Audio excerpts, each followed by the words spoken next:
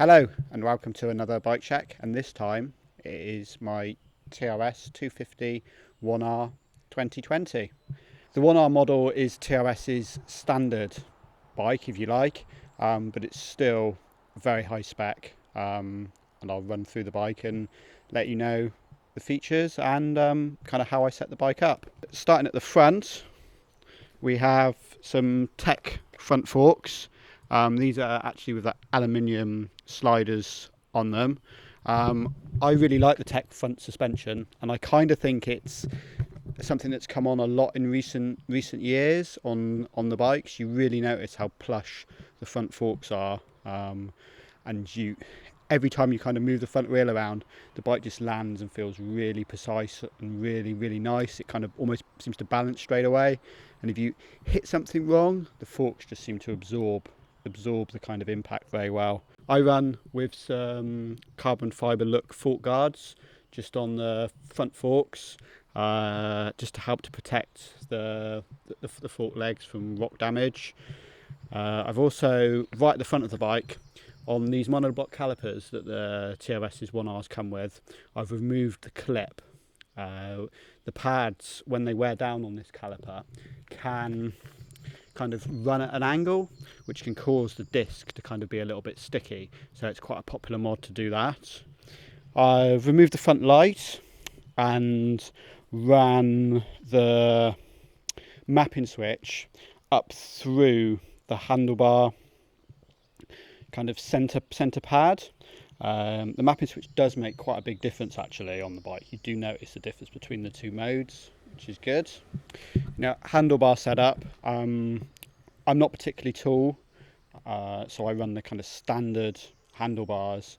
There's a lot of kind of things on this bike that are standard, and kind of personally I really like the bike as how it is out of the box, so I haven't really changed too many details, as I find out kind of more so during this bike check. I tend to run the handlebars so they're in line with the top of the forks.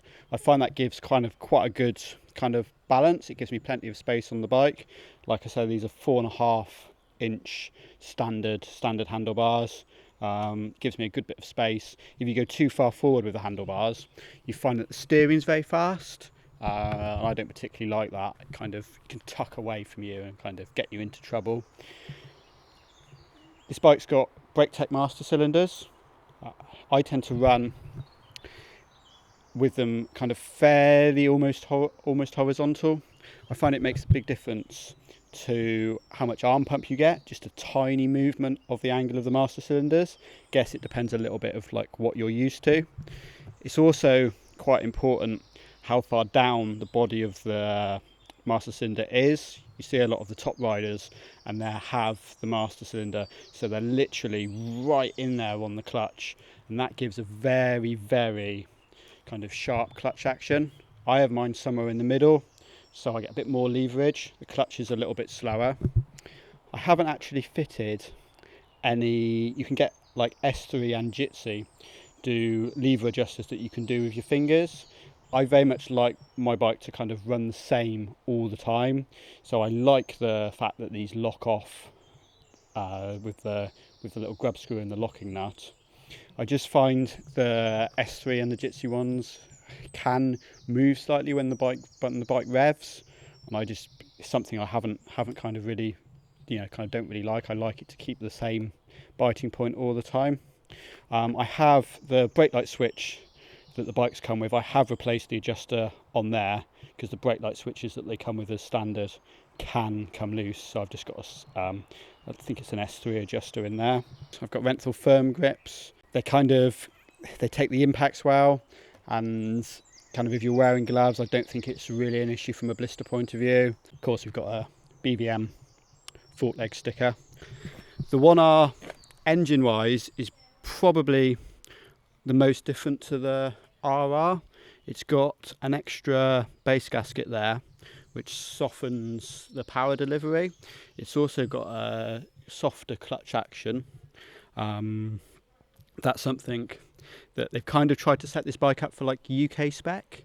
So just to kind of keep it a bit softer from the 1R and grip a little bit better in the mud. You can also get a head spacer to sit in here, which we sell quite a few of them. I'm still kind of riding kind of expert, and I do kind of find that I like the bike as it is. So I have tried them with a head spacer, but personally I prefer it as standard. I also run a quick action throttle.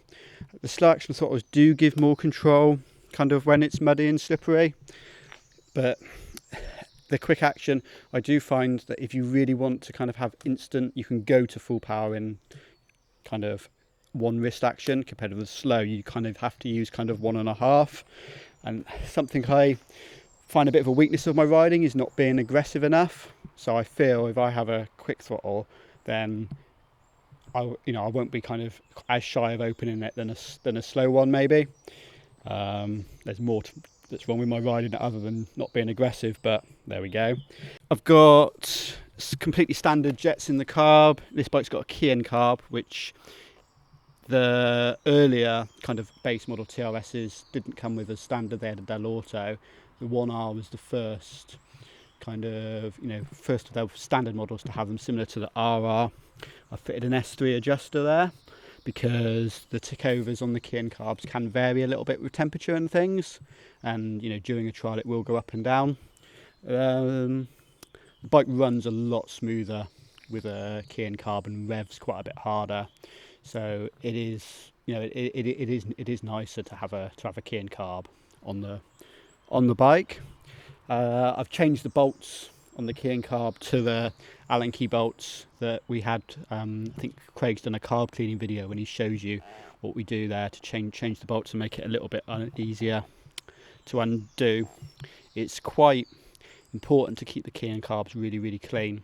So that is something you kind of need to do after every ride, really. Gearing is completely standard. I really like the gearing on the bike. I do find when people kind of mess with the gearing on bikes, they always tend to lose a gear. They kind of, I want to pull second more, but then they lose first less. So nearly all the brands we sell, personally I feel have got good gearing out of the box. Bike as standard comes with some S3 footrests.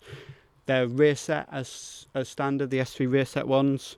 They're steel rather than alloy. They're really strong and they bend rather than break, which is good. Back tyre wise, I've got a Michelin X11 out up the front, which is the standard tyre the bike comes with. On the back I've changed to an X-Lite. Feel that's the best kind of tyre for me. Some people really like the IRCs in the mud, but I find they kind of roll quite a lot. The X-Lite is a good mix on rocks and on mud.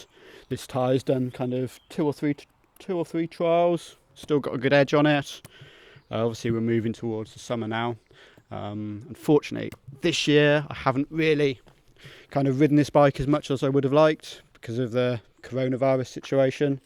I was planning to ride a lot more this year, but sadly a lot of the trials have been cancelled, which is still are cancelled at the moment, though we can finally get out practicing again. Back suspension, I've got a Riga rear shock. Once again, that's standard feature on this particular model. The Riga rear shock on the 1R has only got kind of spring adjustment and rebound adjustment. It's what they call the Riga one way. A lot of people kind of don't adjust their rear suspension, so if you're not kind of playing with it, and you're not going to kind of do much kind of setting up, then there's very little difference in the whether to have an RR or 1R. And as I said before, the 1R is slightly softer bike, so it does grip a little bit better, a little bit cheaper as well. All I've done with this is I've adjusted the spring, kind of slackened it off by about a turn. I'm only kind of 10.5 stone, so I'm fairly lightweight, and just find that that's a little bit better for my body weight. This bike comes with the TRS kind of frame guards on there. They're quite neat. You can get kind of bigger frame guards for the bike, but they can they just bulk the frame out a little bit. Other than that, I don't think there's many kind of other little mods and things we've all I've done to it really. It's pretty standard. I've removed the side stand just to save a bit of weight, and I hate the, I don't hate, but just kind of feel that the rear swinging arm looks so much neater without a side stand kind of cluttering it up. So similar to thing that, you know, we do with Craig's Beta as well. You know, if anyone wants to borrow one of the bikes we're riding, we're happy to do that, you know, whether it's after a trial or calling into the shop. So yeah, as I said, it's a fairly standard bike out of the box, but I don't really know if that's a bad thing. You know, in fact, obviously I love riding it, so to me it's a good thing. The manufacturers put a lot of kind of money and time into getting their bikes how they want them, and you know, most of them you can just, yeah, well, all of them you can just jump on and ride, and I really like riding this TRS. Been on them kind of off and on since they first came out in 2016, and feel it suits my riding style. I think that'll do.